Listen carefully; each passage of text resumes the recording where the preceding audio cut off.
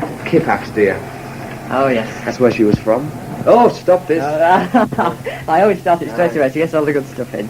No, but I gather she's married now and very happy. It's a long, long time ago.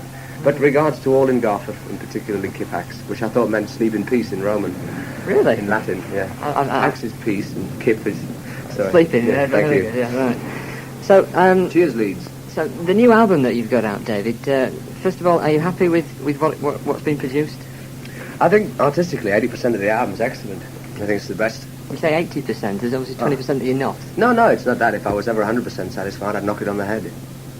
But the 80%, what I'm saying that is complete, like secure in the performance of the musicians and the lyrics and the melodies. I mean, that kind of, the boring analysis.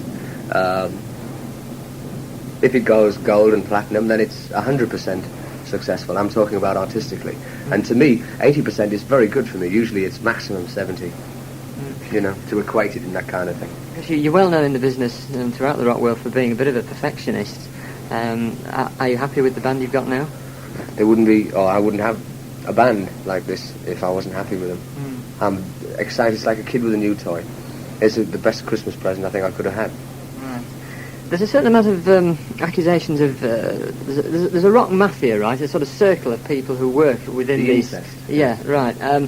Would you consider taking a totally new talent that you came across and putting him in your band? So that happened when you joined Purple. You were a fairly unknown vocalist, went straight into the limelight. Would you like to do that with somebody in your band? Well, I think I'm doing that. Although a lot of people, although you may have heard of Mel Galley and Colin Hodgkinson, a lot of people haven't.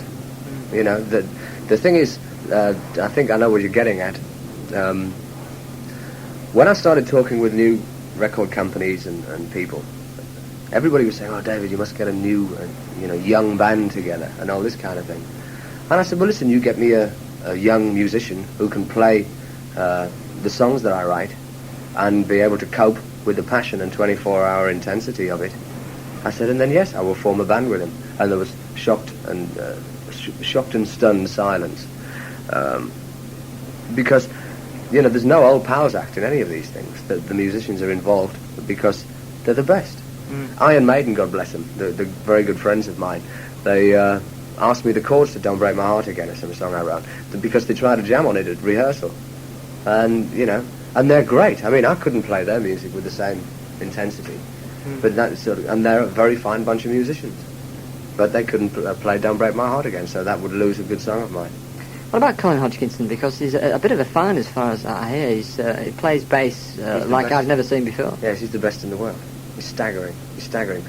His feeling for rock is tempered with the blues, which is exactly the same as me. And when you have Cozy Powell on drums or the Rattler, you like to give people nicknames, don't you, in the band? Well, yeah, it's everything is taken so serious or so bloody serious. You can get away with that. It's nice and light. I wouldn't abuse somebody's nickname if it was effeminate. Do you know what I mean? But it's good. You work together, 24 hours a day on tour, and it's good to have a social balance, a friendly balance. A lot of the lyrics that you write seem to be autobiographical, as it were.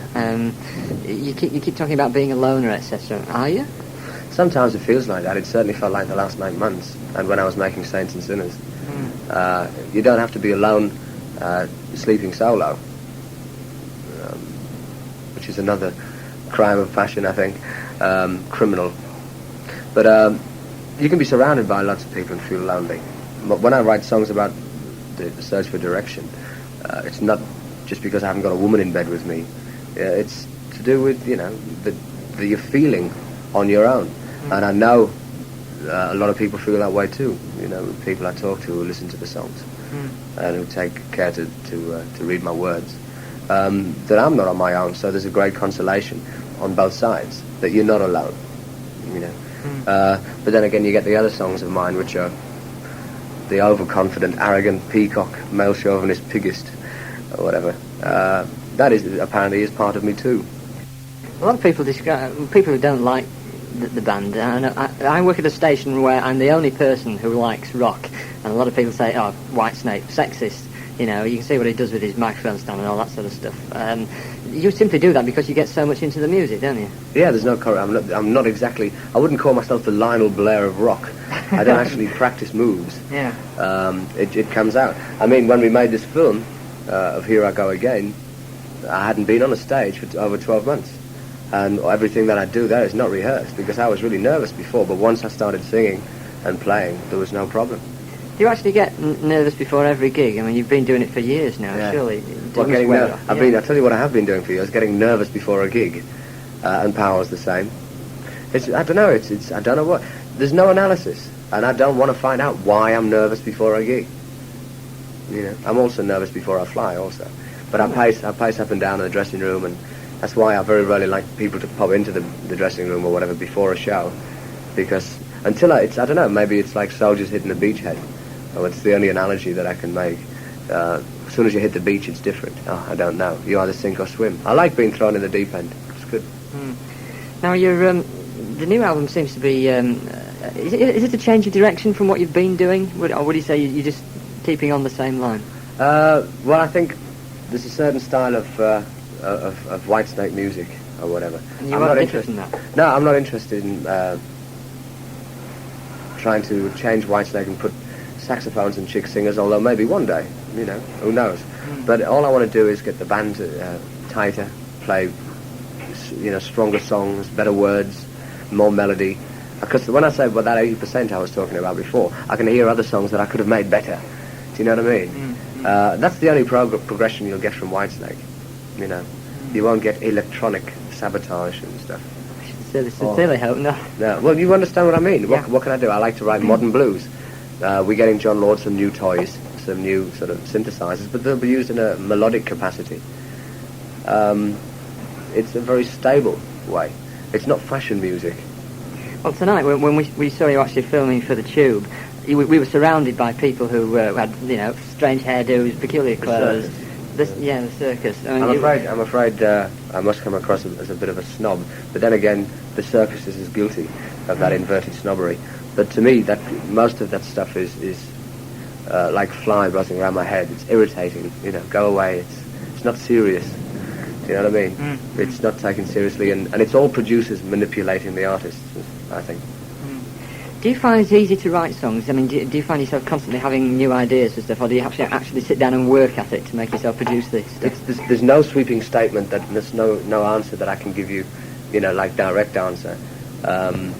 The sound of Coca-Cola being poured via stereo into a cognac glass with ice. Very nice, very nice. All right, cheers. Some songs just come straight away, just flow straight out. And I don't know where they come. Well, I know where they come from. It's rooted in emotional experiences and physical experiences and observations.